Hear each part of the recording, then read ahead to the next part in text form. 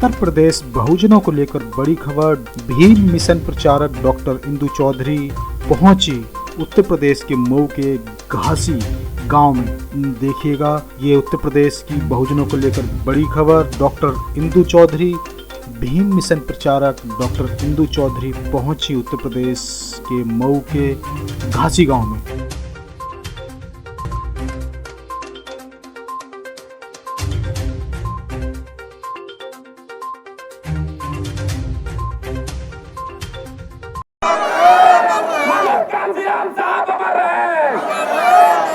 इनको बुलाने से पहले मैं एक बात कह गए आदरणीय अपने अतिथि जी को माइक दूंगा कि तूने चाहा नहीं वरना हालात बदल सकते थे, तूने चाहा नहीं वरना हालात बदल सकते थे। मेरे आंखों के आंसू तेरे आंखों से निकल सकते थे। तू तो ठहरे रह गए थे झील के पानी की तरह, वरना बीच दरिया में आते तो बह के कहीं दूर निकल सकते थे, बह के कहीं दूर निकल सकते थे। आदरणीय डॉक्टर इंदु चौधरी जी, बहुत बहुत धन्यवाद भाई। सभी को जय भीम, नमो बुद्धाय। पहले तो माफी चाहती हूँ कि इतना लेट हो गया बहन जी। एक तो समय का हमको आइडिया भी नहीं लग रहा था, इधर काफी दिनों बाद आए थे, दूसरा इधर उधर जगह जगह कार्यक्रम। लेकिन मैं आपको पहले बता दूं कि मैं कोई नेता नहीं हूँ और मैं आपसे कोई वोट मांगने नहीं आई हूँ। आप में से कुछ लोग मुझे पहले से भी परिचित हैं, जो इधर उधर कार्यक्रम होता था उस बीच में आते थे। इधर काफी गैप हो गया, काफी दिनों के बाद इधर आए हैं आपके एरिया में, इस एरिया में। तो ये बच्चे जो है ना, जब मैं आके बैठी थी तो ये बच्चे जो है बहुत ऐसे करके हाथ कर रहे थे, कहे मायावती जैसन लागत नहीं है। तो जब एक छोटे से बच्चे की आवाज सुनाई दी तो बहुत अच्छा लगा कि इतना छोटा सा बच्चा है लेकिन अपनी बहन को पहचानता है। ये बहुत बड़ी बात है। हम लगते हैं नहीं लगते उससे फर्क नहीं पड़ता, लेकिन एक छोटा सा बच्चे के अंदर ये भावना है कि उनके जैसी लगती है, तो इसका मतलब है कि इस बच्चे के अंदर वो इच्छा है कि वैसा कोई हो सकता है। तो बच्चों, आपको भी जिसका नाम लेते हो ना, ये जितने महापुरुष आपको दिख रहे हैं, ये सब तो इस दुनिया में नहीं है, लेकिन इनकी विरासत संभालने के लिए जिस दिन बाबा साहब का देहांत हुआ था बहन जी, जिस दिन बाबा साहब का परिनिर्वाण हुआ था 6 दिसंबर 1956 को, जिस साल बाबा साहब हमको छोड़ के गए थे, उसी साल बाबा साहब ने अपनी विरासत संभालने के लिए, जैसे प्रकृति ने जो है किसी को जन्म दे दिया था, उसी 1956 में 14 जनवरी को आपकी और हमारे समाज की जो, जिसको सब सम्मान से बहन बोलते हैं, बहना बोलते हैं, उनका जन्म उसी 1956 में हुआ था। तो उस विरासत को संभालने के लिए बेटा, ये जितने महापुरुष दिख रहे हैं ये नहीं, ये है जिंदा नहीं, लेकिन इनकी विरासत संभालने के लिए एक जिंदा आपकी और हमारे बीच में बहन अभी भी है, जिसको आप और हम अपना आइडियल मानते हैं, अपना नेता मानते हैं, अपना आदर्श मानते हैं, और जिसके ऊपर समाज की इतनी बड़ी जिम्मेदारी बहन जी कि उसने शादी नहीं किया, अपना घर नहीं बसाया। अपन लड़का बच्चा होले तो ओकर शादी विवाह के 16-17 साल के बिटिया होले तब में शादी विवाह चिंता होए लगे। सही बहन जी, वो तो केहू के घर की बिटिया ना है, क्यों भैया? किसी के घर की बेटी ही तो है, किसी के घर की बहन ही तो है। क्या उसके अंदर इच्छा नहीं रही होगी कि मेरी शादी होती, मेरा भी परिवार होता? हाँ बहन जी, पूरी जिंदगी, पूरी जवानी कुर्बान कर दी आपकी और हमारे लिए। चाहती तो घर बसा के आराम से जिंदगी बिता सकती थी, लेकिन कुर्बान कर दी। और जब आज अपने उम्र के ढलान पे है वो व्यक्ति, वो महिला अगर अपने उम्र के ढलान पे है, तो जैसे आप सब अपने नाती पोतों को खिला करके बहुत खुश होते हो ना, गोदी में लेके झुलाते हो, झूला झुलाते हो, तो जब बहुत खुश होते हैं बहन जी, उनका भी तो कभी मन किया होगा ना। तो जब सब पूरी जिंदगी कुर्बान कर दी, तो अब इस मोड़ पे, उम्र के इस पड़ाव पे, जब वो बहन एकदम अकेली पड़ी हुई है, तो हम सब लोग मिल करके क्या उसका सहयोग नहीं कर सकते भाई? जिम्मेदारी अपने ना है। बूढ़ माँ बाप के जो उत्तराधिकारी उनका लड़का बच्चा होने ना, जब बूढ़ माँ बाप हो जाए ना तो सोचे ना हमारा लड़का रही तो 1 गिलास पानी तो कम से कम दे ही, वो तो अब हमार बहन ही है ना। तो हमन के जिम्मेदारी बा ना, वो जिम्मेदारी के कैसे शेयर करेंगे? कुछ और नहीं कर सकते तो कम से कम उसको राजा बनाने का सपना तो देख सकते हो, और उस सपने को पूरा करने के लिए जो वोट का अधिकार मिला है, उस अधिकार को तो पूरा कर सकते हैं।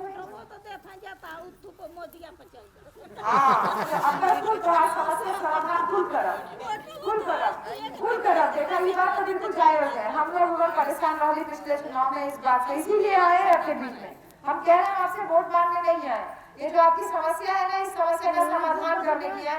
हर गांव में जा रहे हैं, आजमगढ़ में गए, उधर प्रोजेक्ट तरफ, उधर अम्बेडकर नगर गए, आज मऊ में हैं, फिर कल फिर आजमगढ़ में जाएंगे। हर जगह औरतों की केवल एक समस्या, वो क्या कि वोट दवाई अपन पार्टी का, लेकिन वोट चल जाला कहीं और। लेकिन आदमियों की भी समस्या हर जगह अटके रहे कि मिसरवा के निकाल देवी तो बहुत निक रहा। इनका टेंशन अलग है, इनका टेंशन एक जैसा। आपका टेंशन जो है वो बिल्कुल नाजायज है। वो इसलिए कि वो भले ब्राह्मण है, हमारी लड़ाई ब्राह्मण से नहीं, ब्राह्मणवाद से। पहली बात तो ये जान लीजिए। दूसरी बात, सतीश मिश्रा जी पार्टी के राष्ट्रीय महासचिव होकर के अपनी बेटी को, अपनी बहन को, बहन जी अपनी पत्नी को, अपने बेटे को, सबको निकाल दिए बाहर चुनाव का प्रचार करने के लिए। सब ढोला ढो रहे हैं, सब गाँव घूम रहे हैं, बड़ा बड़ा सम्मेलन कर रहे हैं, आयोजन कर रहे हैं। आप में से कितने लोग जो यहाँ बैठे हो, चाहे इस तरफ बैठे हो चाहे इस तरफ बैठे हो, आदमी तो कभी वैसे नीचे बैठना ही नहीं चाहता है। सही बात है। आप एक तो पहली बात खुद नीचे नहीं बैठना चाहते हो, दूसरी बात अपने घर की औरतों को हमेशा नीचे बैठाना चाहते हो, और तीसरी बात इन औरतों को कभी आपने इतना तैयार नहीं किया कि ये भी जो है मिशन मूवमेंट के लिए झंडा उठा करके घर से बाहर निकले। ना अपनी बेटी को तैयार किया, ना अपनी बहू को तैयार किया, ना अपनी बीवी को तैयार किया आपने। और मुंह उठा करके उस बहन के बारे में आप लोग बोल देते हैं कि जिसका दामन जो है अभी तक थाम के रखा है। कितने लोग अपने समाज के, ओबीसी समाज के कितने लोग थे जो धोखा दे करके उनको चले गए, लेकिन वो व्यक्ति एकदम चट्टान की तरह से खड़ा हुआ है, अपनी बहन का सहयोग कर रहा है। हाँ, और उसका सहयोग कर रहा है और अपने पूरे परिवार को भी लगा रखा है, और उसके लिए उठा करके आप लोग कैसे मुंह खोल करके बोल देते हैं उनके हटा देते हैं, बहुत निकला है। अरे बात ध्यान रखिएगा मेरे भैया, आपकी समस्या पे मैं आऊंगी कि राजनीति कभी भी एक जाति, एक वर्ण या फिर एक धर्म को लेकर नहीं हो सकती है। ये कहा कि खाली चमड़े के वोट से सरकार बन जाए, खाली अंधे के वोट से सरकार बन जाए, खाली भर के वोट से सरकार बन जाए, खाली चौहान के वोट से सरकार बन जाए, खाली मुसलमान के वोट से सरकार बन जाए, ये पॉसिबल नहीं है। राजनीति एक ऐसी जो है आपके लिए एक ऐसा इंस्ट्रूमेंट है, एक ऐसा औजार है, एक ऐसा जरिया है जिसके द्वारा आप कितना बड़ा परिवर्तन कर सकते हो, और वो परिवर्तन आप एक जाति धर्म को लेकर नहीं कर सकते हो।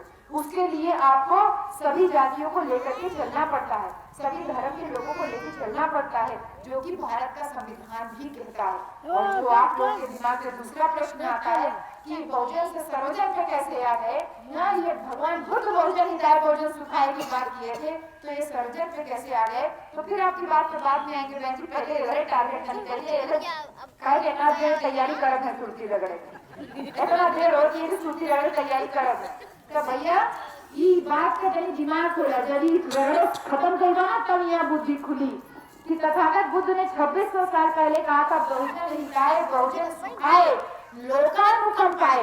लोकानुकंपाय का मतलब होता है जो लोक के भले के लिए हो, और इसीलिए तथागत बुद्ध ने कहा कि आज मैं जो बात कह रहा हूँ इसको जरूरी नहीं है कि 2600 साल बाद भी आपको मानो। अगर आपको लगे कि वो सही है, सत्यता की कसौटी में उसको जांच लीजिए, परख लीजिए, और अगर आपको समय के हिसाब से परिवर्तन करना हो तो उसको परिवर्तन भी आप कर सकते हैं। तो जब लोक के व्यवहार की बात की, लोक के कल्याण की बात तथागत बुद्ध ने की, और जब उसी लोक कल्याण की बात को वही हमारा संविधान कहला कि संविधान में औरत और आदमी एक बराबर अधिकार है। जी वोट डाले जाएंगे, आदमियों लाइन में लगे हुए हैं, हम लाइन में, घर में भले हम खाना बनाई जाएंगे, बाहर जाके मटोगस्ती करेंगे, लेकिन संविधान हमको एक बराबर अधिकार देता है। आप महिला प्रधान होकर के नीचे बैठी है, लेकिन कोई एक पुरुष प्रधान ने हमारे बीच में आए आजमगढ़ से, प्रधान जी से रखा हो जाएगी, ये आजमगढ़ से प्रधान जी आए, आजमगढ़ के एक पूरे ब्लॉक है, ये पूरी टीम लगी हुई है, हम लोग खाली गाँव घूम के प्रचार करें। प्रधान जी अपने खर्चे पे निकल करके प्रचार करने के लिए लिखे हैं सब पूरा। ये प्रधान जी इनकी पत्नी प्रधान है, लेकिन प्रधान जी हर जगह कह रहे हैं कि हमारी प्रधान है, काला रूप कर करके ही घूमे। और देख लीजिए प्रधान जी यहाँ प्रधान बैठी हुई है, हमारी एक महिला प्रधान है, लेकिन मैंने आपसे कहा कि आपकी कुर्सी पे बैठी है तो आप बैठने के तैयार नहीं। लेकिन भारत का संविधान आपको इतना अधिकार दिया कि आप लोगों के वोट से प्रधान चुनी गई। आप अपना अधिकार भले नहीं मांग रहे, लेकिन संविधान ने आपको अधिकार दिया। आपका भाई रक्षाबंधन पे आपको 500 रुपया का नोट दे देता है, एक मिठाई दे देता है, तो सोचती है बहुत नेक भाई पर, लेकिन वो भाई से कब वो कहा कि राखी के बदले जो बापे के 1 बीघा खेत है उनमें आधा बीघा तो हमारे नाम करता, कहे के संविधान में लिखा था कि औरत भाई बहन दोनों की संपत्ति बराबर अधिकार का। तुरंत बार भाई को एक तरह का जवाब, दोबारा घर नहीं आओ, अमीराई तलाठी बनना होगा तो कुछ बांधने की जरूरत ना दरिया के तो के बाहर कह दे जे भाई के तू गोड़ धोले लू पूजे लू वो भाई खाली अब जमीन के टुकड़ा खातिर तो के घर से बाहर निकाल दे। इमेजिन करिए, एक बार कल्पना कीजिए कि बाबा साहब थे, इन्होंने कभी आपसे राखी नहीं बनवाई, इन्होंने कभी आपसे राखी नहीं बनवाई, कभी आपसे ये नहीं कहा कि जो है जो मैं बातें जो मैं आपके लिए लिख के जा रहा हूँ बदले में मुझे तुमसे कुछ चाहिए, इन्होंने कुछ भी नहीं आपसे मांगा, लेकिन बदले में कितना बड़ा अधिकार आपको देकर के गए जिसकी वजह से आज आप यहाँ प्रधानमंत्री बैठी हुई है। तो ये भारत के संविधान ने औरत आदमी को एक बराबर अधिकार दिया भैया। इस भारत के संविधान ने हिंदू और मुसलमान, सिख, ईसाई सभी धर्म के लोगों को एक बराबर अधिकार दिया। भारत का संविधान केवल बहुजन की बात नहीं करता, बल्कि सर्वजन की बात करता है, लोग के हित की बात करता है, सबकी बात करता है, सभी समाज की बात करता है। इसलिए अगर आप बहुजन से सर्वजन पे आ गए तो आपको टेंशन नहीं होना चाहिए। और जो इधर उधर धर्म फैलाया जाता है, इस धर्म को दूर करने की जिम्मेदारी आप लोगों के ऊपर। तो ये बात, दो चीज, जो आपका कचरा है उसको मैं थोड़ा सा साफ करने के लिए आपके बीच में आई। और बहन जी, आपकी बात जो रह गई कि बटन दबाई ला अपन पार्टी का और वोट कहीं और चल जाना, इस बात से हम लोग भी बहुत पीड़ित थे, बहुत परेशान थे और ये समझ में नहीं आता था कि पहले बूथ कैप्चरिंग हो जाता था, अब तो पूरा वोटवे जो है इसे गायब हो जाता है। लेकिन काफी इसके लिए लड़ाई लड़ी गई, आपकी बहन जी ने भी काफी लड़ाई लड़ी इसके लिए। और इस बार जो मशीनें आई है उसमें गड़बड़ी ना के बराबर हो रही है। 3 चरण 4 चरण का चुनाव हो चुका है और इक्का दुक्का अगर कोई मैटर सुनाई दिया होगा, नहीं तो अब वो बातें सुनाई नहीं दे रही हैं, क्योंकि हमारे घर के लोग भी बहुत जगह पे पीठासीन अधिकारी और मजिस्ट्रेट और जाने कौन सा ऑब्जर्वर वगैरह जो बनाया गया है, वो लोग ड्यूटी करके आए और बोले कि इस बार जो मशीन है वो काफी हद तक पूरी साफ सुथरी है, उसमें किसी तरीके की धांधली नहीं हो सकती। तो इस बार ये दिमाग में बैठा करके वोट दीजिए कि आपका वोट आपकी पार्टी को जाएगा। और जो गांव-गांव में कुछ चमचे और दलाल पैदा कर दिए गए बहन जी, हर जगह, हर समाज में, हर जाति में, हर बिरादरी में, हर धर्म में कुछ दलाल लोग हमेशा पैदा कर ही दिए जाते हैं। वो पैदा करके क्या करते हैं, वो कुछ कर नहीं पाते, वो चुनाव में जीत तो पाएंगे नहीं, लेकिन वोट कटुआ जरूर हो जाते हैं।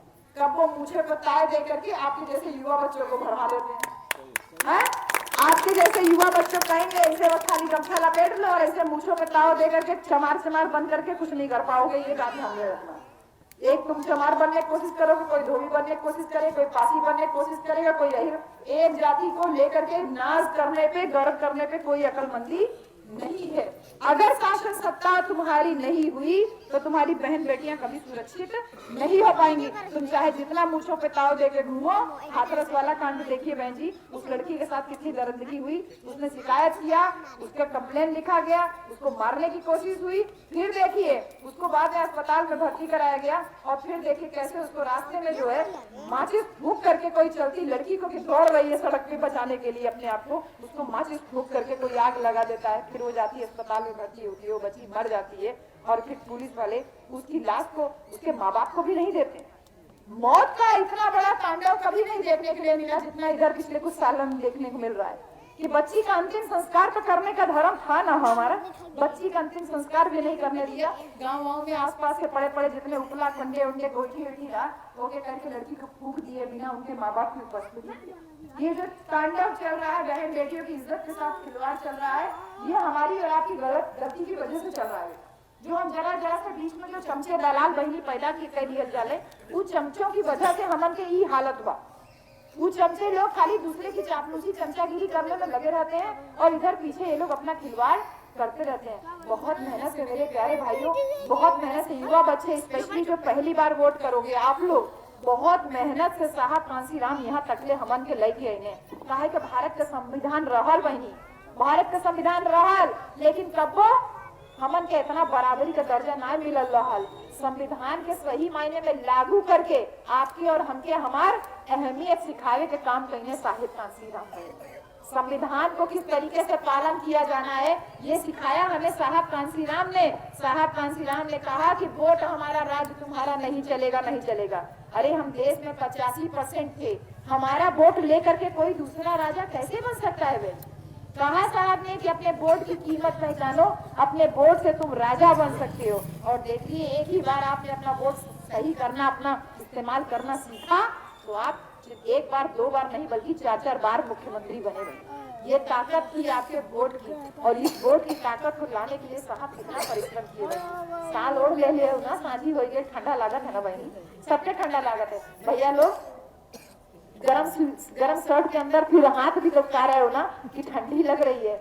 ऐसे ही ठंडी के समय में साहब मीटिंग कर रहे थे, लेकिन साहब के पास ठंडी में पहनने के लिए कोट नहीं था, जैकेट नहीं था, स्वेटर नहीं था। मीटिंग चल रही थी ऐसे, उसी में से एक औरत कहती, साहेब ठंडी शुरू हो गई है, कहीं कुछ कपड़ा उपड़ा खरीदना, नहीं तो ठंडी लग जाए तो मिशन मूवमेंट के क्या हुई। साहब के बात बुझाई उनका, लेकिन जेब में पैसा नहीं रहा, 5 रुपया का नोट रहल खाली।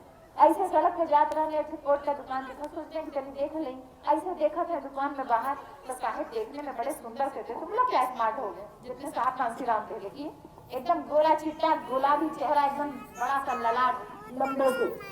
साहब कांसीराम ऐसे दुकान पे ऐसे देख रहे थे। दुकानदार सोचा कौन बड़ मन आई है, कहा रे साहब अंदर आके देख लीजिए, बाहर वहाँ क्या देखा था। साहब अंदर चले गए और अंदर ऐसे कोट ऐसे देख रहे हैं, कहे साहब पहन के देख ला। साहब पहन के देखे तो उनको फिटिंग हो गया कोट। दुकानदार कहता है, दुकानदार से साहब पूछते हैं, भैया कोट कितने का है? कहते साहब ज्यादा ना, खाली 2000 रुपया। साहब कहते हैं 2000 रुपया। साहब की जेब में तो 5 रुपये रहा नहीं। कहते ना ना भैया हम ना खरीद पाए रहे। अरे साहब 150 रुपया कम दे दिए, तोहरे खातिर कौन सी बड़ी बात, सोचत रहा बहुत बड़ा मलाई के हो। कहते ना ना भैया इतना पैसा मेरे पास नहीं। कहते अरे साहब 400-500 रुपया कम दे दिए, लेकिन ले लगो। कहते ना भैया हमारे लगे इतना पैसा नहीं। दुकानदार कहता अरे साहेब कितना पैसा है, जब बार बार कहता हुआ कि पैसा ना है, पैसा ना है, कितना देगा? साहब कहते मम्मी जेब में तो खाली 5 रुपया है, हम कैसे कोट खरीदें? दुकानदार एक बिगड़ गया, कहले जब औकात नहीं थी, हैसियत नहीं थी, तो दुकान के अंदर घुसा कैसे? चल निकल जा बाहर, भिखारी कहीं का। साहब चुपचाप निकल गए दुकान से बाहर, लेकिन निकलते समय साहब उस दुकानदार से कह रहे हैं, भैया मैं चला तो जा रहा हूँ, लेकिन बस मुझे इतना बताइए कि 5 रुपए में कोट कहाँ से मिलेगा? दुकानदार कहता 5 रुपया में कोट चाहिए तो चल जा मुर्गा घाट पे पकड़ मिल जाएगी। साहब सही में चले जाते हैं मुर्गा घाट। अब मुर्गा घाट में मुर्गा लोगों का कपड़ा उपड़ा तैयार के रखा जाला ना भैया, वही में से एक कोट उठावे ने साहिब कांसीराम पहन के देखने, उनके फिटिंग हो जाला। दुकानदार से कहते हैं भैया ये कोट हमके फिटिंग हो गया, बताओ कितना पैसा दे दें? दुकानदार ऐसे देखा था, ऐसे इतना लंबा तगड़ा गोरा चिट्ठा मनई साफ सुन, तो साहिब ये तो मुर्गा लोगों के कपड़ा है, तोरे खातिर ना है, तोरे खातिर ना है। साहब कहने हमके ठंडी लगत है, हमके फिटिंग हो गया, बतावा कितना पैसा दे दें? तो कहते साहब कुछ दे दा। साहब मैंने कुछ ना, बतावा कितना दे दें? कहते साहब 5 रुपया दे दा। और साहब जेब में से 5 रुपया निकाल करके दे दिए बहन जी। 5 रुपए में मुर्गा घाट से एक मुर्गा आदमी का कपड़ा पहनने वाले ने कितना बड़ा करिश्मा करा दिया कि आपको और हमको बड़ी बड़ी गाड़ियों में एकदम सफेद कलफ लगा हुआ कपड़ा पहनने का अधिकार देना। जिसके पास खुद खाने को नहीं होता था, 2-2, 3-3 दिन बहन जी रात में वो घड़ा में से पानी निकाल के पी के सो जाते थे। कभी दिन में कोई खाने के लिए मिला, कहीं नहीं मिला, क्योंकि वो मिशन मूवमेंट था ना, लोगों को समझ में नहीं आता था कि साहब कांसीराम क्या करना चाहते हैं। आपको उनको कभी अपनी वोट का कीमत का एहसास ही नहीं था। तो जब दुआरे जाते थे, लोगों को समझाते थे, तो लोगों को उनकी बात समझ में नहीं आती थी। ऐसे भूखे प्यासे रहते थे जैसे साथी लोग हैं, ऐसे साहब के साथ में जाने कितने लोग थे, खाने के लिए नहीं होता था। तो एक दिन सुबह की बात है, साहब प्रचार के लिए निकल रहे थे। प्रचार के लिए निकल रहे थे, साथी लोग सब साथ में थे। तो कहे साहब इतना लेट हो रहा है काहे के लिए? तो कह रहे हैं कि साहब वो तनी खाना बना था, तनी बन जा, तब जो है कि हम लोग चलते, खाना जो है मतलब थोड़ा सा खा लिया जाए तब चले। तो साहब कांसीराम का नहीं, देखिए मीटिंग का टाइम जितने बजे, हम तो इतना लेट करके आए, लेकिन साहब अपने टाइम के बहुत ही ज्यादा पक्के थे। जब टाइम देखे कि टाइम देखिए इतना है, इतने बजे मीटिंग होनी है और हम लोगों को निकलना है, वो कहा थे साहब बस रोटी हो, बस सब्जी हो गई, बस थोड़ा सा रोटी हो जाए। तो साहब 10 मिनट जैसे बीता, साहब तुरंत गए, कहा तो हम लोगों खाना खाती जो है कि मिशन मूवमेंट के पीछे करत हुआ। साहब तुरंत जाते हैं, ऐसे टेंट लगा होता है, कार्यकर्ता लोग बैठे होते हैं टेंट के पीछे जो है, वहां जाते हैं और देखते हैं कि वो ऐसे खांची रखी होती है, खांची में कुछ पूड़ियां पड़ी होती हैं और एक तरफ आटा साना जा रहा होता है। साहब कांसीराम देखते हैं, कहते हैं तुम लोग तो कह रहे थे कि खाना नहीं बना है, यहाँ तो खाना बना हुआ रखा है। कह रहे साहब परसों के पूरी पड़ल बा, बस या पूरी पड़ल बा।